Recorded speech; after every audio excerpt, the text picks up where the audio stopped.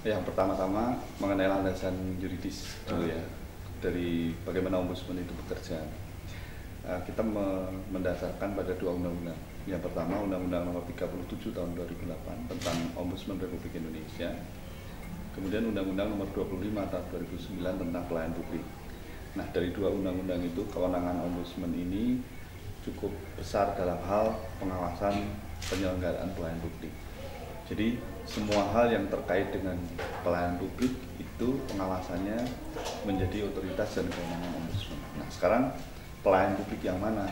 Nah, pelayanan publik itu kalau jenisnya itu ada ratusan, ada 354-an jenis pelayanan publik. Tapi kalau dikompilasi prioritas pelayanan publik yang menjadi prioritas itu kira-kira menjadi 11 jenis. Itu meliputi administrasi kependudukan. Administrasi kependudukan ini mulai dari kita lahir, surat kenal lahir, akte kelahiran, besar sedikit kita butuh KTP, ya kan. Kemudian pernikahan, surat nikah, surat cerai, surat kematian, berbanyak nih yang administrasi kependudukan. Kemudian jenis yang lain ada pelayanan di bidang pertanahan, kepolisian, ketenagakerjaan, ya perhubungan dan seterusnya. Itu ada 11 yang utama. Nah, di jenis pelayanan publik itulah kami melakukan pengawasan. Pengawasan itu bisa mulai dari yang sifatnya preventif sampai ke yang kita menerima pengaduan layanan dari masyarakat yang komplain terhadap buruknya pelayanan publik yang mereka alami. Gitu. Jadi kalau dari sisi yang preventif, kita mempunyai kewenangan untuk melakukan sidak. Sidak itu kita datang ke lokasi pelayanan publik tanpa pemberitahuan kepada instansi yang akan kita datangi untuk mengecek sampai sejauh mana mereka melakukan itu, apakah sudah sesuai prosedur, apakah ada SPM ya, standar pelayanan minimalnya, apakah sudah terpasang syarat-syarat sampai ke biayanya dan seterusnya. Nah, itu kan bagian dari upaya prevensi. Nah, kalau untuk yang sifatnya kuratif ya, kalau ada pengaduan kemudian kita tindak lanjuti pengaduan. Tapi pada prinsipnya kita bisa bersifat pasif maupun proaktif. Artinya kalau pasif tergantung pada masyarakat yang mengadu, kalau proaktif kita melakukan namanya on motion investigation. Nah, itu juga kewenangan kami.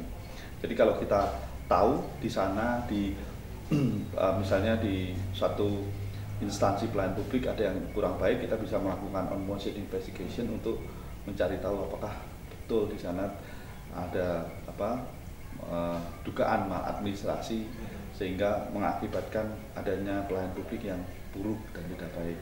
Nah, itu semua kewenangan-kewenangan yang diberikan kepada ombudsman.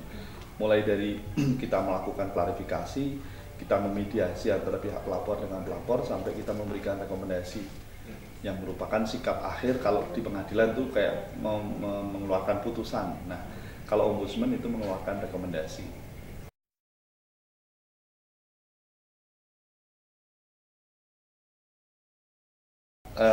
Cara-cara yang sudah dan akan terus kita lakukan, saya kira sosialisasi itu kita bisa langsung turun ke masyarakat ya. Kalau pengalaman saya sendiri ya, kita harus mendatangi kelompok pengajian, kelompok dasawisma, kelompok di kantor kelurahan, kantor kecamatan. Kita sosialisasi kepada mereka. Ini yang cara yang sangat tradisional. Tapi bisa juga kita menggunakan media cetak ya, dengan brosur, buku-buku, saku dan seterusnya. Kemudian melalui media. Nah, yang sekarang ini sedang kita gencarkan, kita berusaha untuk mengekspos pengaduan-pengaduan yang menarik perhatian publik, misalnya di isu pendidikan, isu BOS misalnya, bantuan operasional sekolah, itu kan menarik perhatian publik. Nah, itu kita ekspos secara ekstra. Kemudian isu pertanahan misalnya, ya kan, itu juga kita ekspos. Nah, harapannya dengan mengekspos pengaduan-pengaduan itu ke masyarakat melalui media, masyarakat akan tahu, oh, ombudsman melakukan ini, sedang menangani persoalan ini. Nah, dari sana diharapkan nanti ada efek berantai. Seperti juga halnya misalnya Anda mengadu ke kami, kemudian pengaduan Anda bisa diselesaikan oleh ombudsman, kami akan menyarankan Anda untuk menginformasikan keberhasilan penanganan atau penyelesaian ombudsman itu kepada keluarga, tetangga dan seterusnya. beberapa dari mereka kita mintai semacam ucapan terima kasih bahwa pengaduannya telah selesai. Kemudian ucapan terima kasih itu kita publikasikan di laporan tahunan dan seterusnya. Jadi segala upaya untuk mensosialisasikan kelembagaan ya institusi Ombudsman RI ini kita lakukan, baik yang sifatnya tradisional seperti yang tadi saya ceritakan maupun menggunakan media lain, apakah media cetak, media elektronik dan sosial media dan seterusnya itu.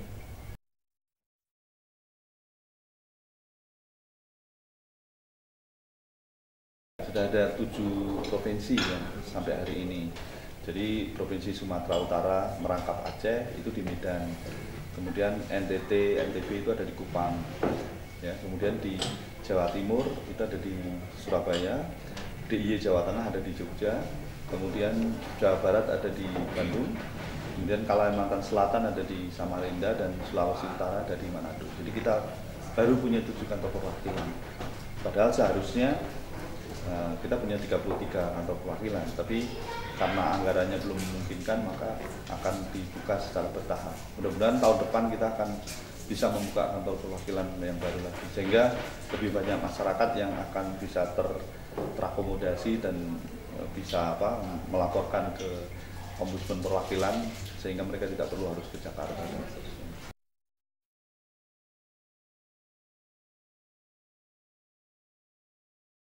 Kalau rata-rata sekarang itu antara sekitar 10 sampai 30 pengaduan yang baru.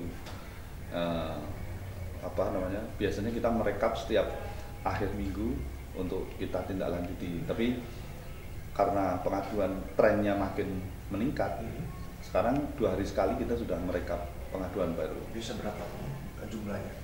Ya itu kalau dalam 6 bulan pertama di tahun 2011 ini ada 1.809 pengaduan yang masuk, yang setelah diverifikasi ada sekitar 420-an yang memenuhi syarat untuk ditindaklanjuti. Karena memang tidak semua pengaduan itu otomatis bisa ditindaklanjuti, tergantung ada syarat-syarat formalnya memenuhi atau tidak, soal identitas misalnya, soal akurasi laporannya sendiri, soal bukti dokumen yang tersedia dan seterusnya. Tapi biasanya ya sekitar 20-25% dari pengaduan yang dilaporkan itu bisa ditindaklanjuti. Nah, 400 sekian ini yang sekarang kita lakukan. Nah, tapi kalau data tahun-tahun sebelumnya itu setahun rata-rata 5.300-an laporan, dan 1/4-1/5-nya itu bisa kita tindaklanjuti.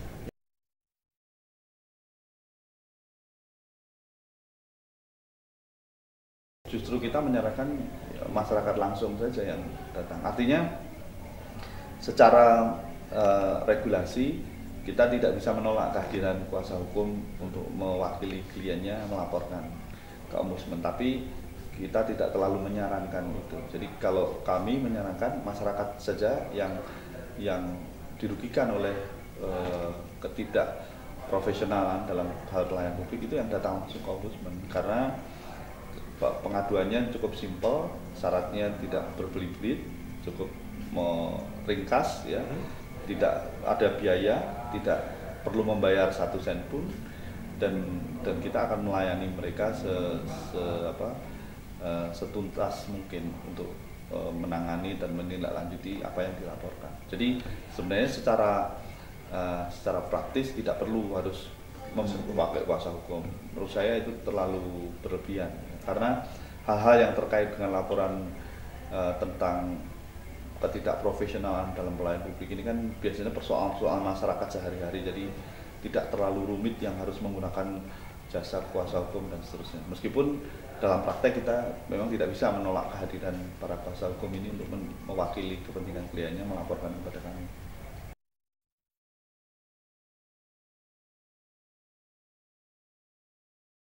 Sebenarnya semua media kita bisa terima, apakah mau email, mau telepon, mau nge-fax ya, lewat fax, atau pengaduan lewat media sosial yang lain, itu semua kita terima. Tapi memang yang paling disarankan itu datang langsung, karena biasanya untuk memperjelas posisi kasusnya supaya lebih lengkap dan seterusnya. Yang melalui media lain ini pun akhirnya biasanya kita minta untuk datang langsung atau minimal kita minta untuk melengkapi kekurangan-kekurangan dokumen yang kita butuhkan. Kan biasanya kalau orang melaporkan lewat email yang saya lihat kan terlalu singkat, tidak terlalu kronologis dan kurang komprehensif. Nah, maka kemudian kita minta untuk melengkapi atau kita minta untuk datang untuk di notulensi supaya lebih lengkap. Kalau misalnya mereka ada kekurangan mahiran untuk menuliskan secara detail, secara rinci gitu. Tapi prinsipnya semua media yang bisa dipakai oleh mereka untuk melaporkan kita pasti akan tindak lanjuti. Bahkan yang lewat telepon pun juga kita perhatikan, asal dia mau memberikan informasi soal kontaknya, alamatnya dan seterusnya. Jadi kita juga tidak ingin yang anonim dan mungkin tidak jelas identitasnya, karena ini kan menyangkut terlapornya biasanya pejabat publik. Jadi kita harus balance di situ.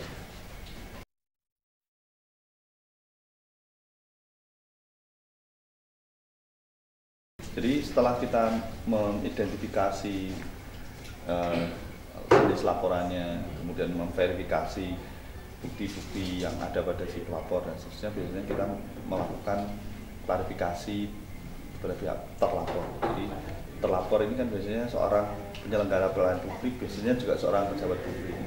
Kita meminta verifikasi, meminta klarifikasi dari mereka akan kebenaran dari laporan si pelapor ini. Nah, kalau itu sudah dilakukan, kemudian ternyata betul ada dugaan maladministrasi dan seterusnya, kita mencoba untuk melakukan penyelesaian dengan memediasi kedua belah pihak supaya komplain dari pihak pelapor ini bisa dikoreksi atau diperbaiki. Nah, kalau mediasi tidak bisa diselesaikan, tapi sebelum mediasi kita kadang-kadang juga melakukan kegiatan tambahan, misalnya melakukan investigasi. Ya, jadi kita melakukan investigasi untuk bahan dalam proses mediasi ini. Nah, dalam fakta di lapangan, mediasi ini ternyata cukup efektif untuk menjembatani kedua belah pihak, dan di sana banyak laporan pengaduan yang bisa selesai. Ya, tapi kalau tidak pun kami masih punya kewenangan lain dengan memberi rekomendasi kepada pihak terlapor, rekomendasi untuk mereka laksanakan. Nah, di undang-undang ini di pasal 7 dan pasal 8 Undang-Undang Ombudsman RI itu masih diberi kewenangan lagi kalau misalnya terlapor pihak pejabat publik itu tidak mau melaksanakan rekomendasi, maka kita bisa mengumumkan ketidakpatuhan mereka kepada publik melalui media. Nah, kalau itu juga belum mempan, ya kita bisa memberikan laporan khusus ya mengenai kondisi ini kepada Presiden dan Parlemen. Nah, itu yang diatur di dalam Ombudsman RI, Undang-Undang Ombudsman Republik Indonesia. Nah, tapi kalau di dalam Undang-Undang Pelayanan Publik itu di pasal 54 ada ketentuan sanksi, tapi eksekutor sanksi itu adalah atasan dari si terlapor ini. Tapi kita bisa merekomendasi sanksi. Nah, kalau di situ di sekian ayat yang ada di pasal 54 itu ketentuan sanksinya itu mulai dari teguran tertulis sampai penurunan golongan jabatan, penundaan kenaikan gaji, sampai pemberhentian tidak dengan hormat. Berarti bersifatnya administrasi aja. Iya, dan itu pun eksekutor sanksi bukan ombudsman. Ombudsman bisa merekomendasikan sanksi, tapi eksekutornya adalah atasan dari si pejabat publik atau terlapornya itu.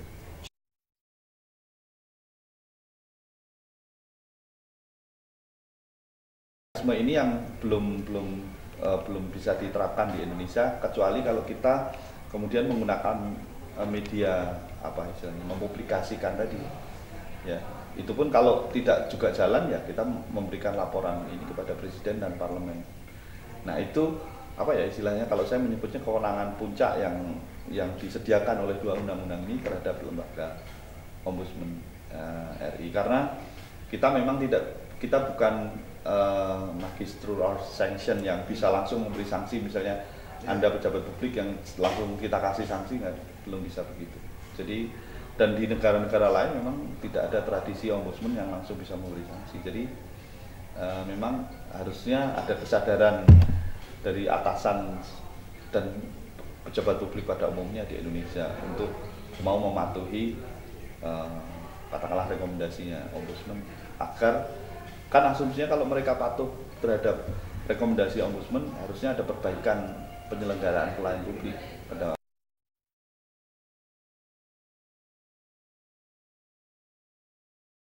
Kalau 5 besarnya itu yang pertama itu adalah kasus-kasus atau laporan-laporan pengaduan yang terkait dengan pemerintahan daerah.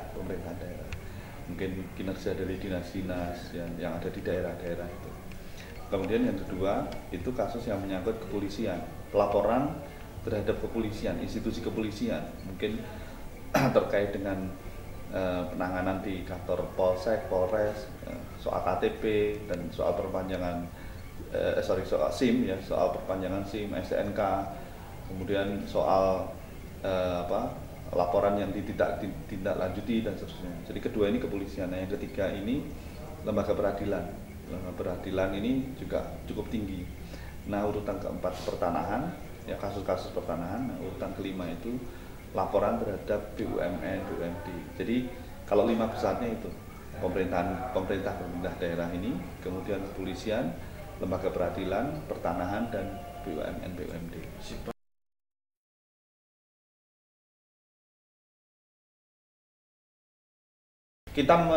Ini kan soal strategi ya, kita menjembatani kemungkinan kesulitan itu dengan membuat MOU seperti begini. MOU kami dengan Badan Pertanahan Nasional (BPN) itu salah satu pasalnya berbunyi pihak BPN akan ya melaksanakan rekomendasi yang dikeluarkan oleh Ombudsman Republik Indonesia oleh pihak kami. Nah, itu kan jembatan yang kita coba tengahi dari kekurangslengkapan kedua undang-undang ini. Kita bikin MOU dengan BPN. Ada banyak pasal di situ terkait dengan pengawasan pelayanan pertanahan. Tapi salah satu yang menurut saya cukup urgen dan krusial itu mereka siap untuk melaksanakan rekomendasi yang diberikan oleh pihak Ombudsman RI. Nah, ya tinggal kita lihat aja nanti realisasinya. Tapi itu salah satu solusi ya, jalan tengah. Nah, hal seperti ini yang juga kita lakukan terhadap departemen atau lembaga lain, karena kita juga melakukan MOU ini dengan pihak Mabes Polri untuk pelayanan kepolisian, termasuk upaya pemanggilan paksa tadi misalnya.